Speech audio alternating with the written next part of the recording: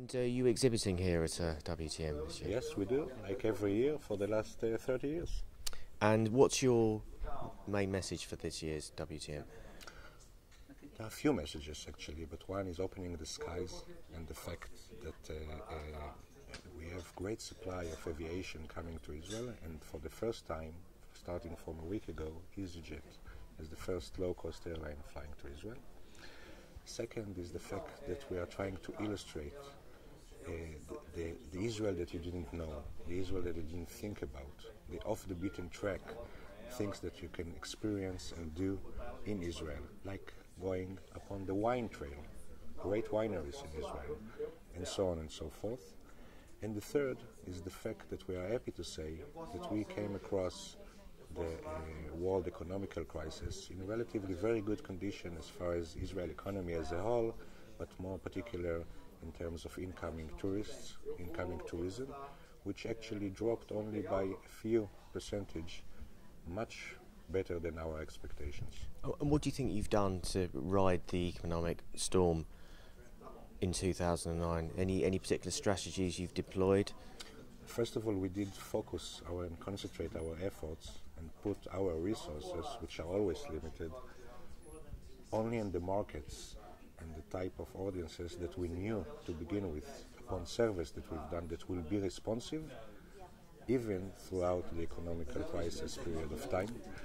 We illustrate the added value and the value for money that you can get in Israel.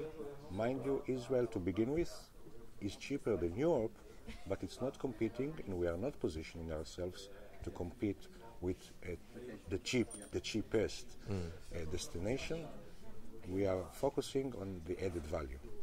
And how do you think these new routes, like you mentioned, EasyJet are opening up a route, do you think that will make Israel a short-term or a medium-haul low-cost destination? I think psychologically wise, first of all, it will take the Israel as a medium haul to a short haul, a much more short haul in terms of psychology, and I think it will open up different types, as we call it, circles of potential clientele that did not even think about Israel up until now. And right now, when the opportunity comes and they are familiar with EasyJet and what it has to offer, and as such as well, I believe that we will see a change of clientele in Israel within the next few years. Do you see it almost like the way the EasyJet and Ryanair generation of, you go over to Prague for a weekend, change the European map of tourism for a few days? You can, and that's physically not too tiring then to just leave the office on Thursday, go to Israel for the weekend and come back. Correct. You can do a city break in Tel Aviv, which is flourishing now. It's really an upbeat city, the city that never stops, but unlike some other locations, you can actually combine a two-city break, two-center holiday in Tel Aviv and Jerusalem, which is only 40 minutes apart. And that by road or flying? By road. Oh, okay. I'm talking about 40 minutes apart, very close, but yet so different in terms of everything: scenery, atmosphere, architecture.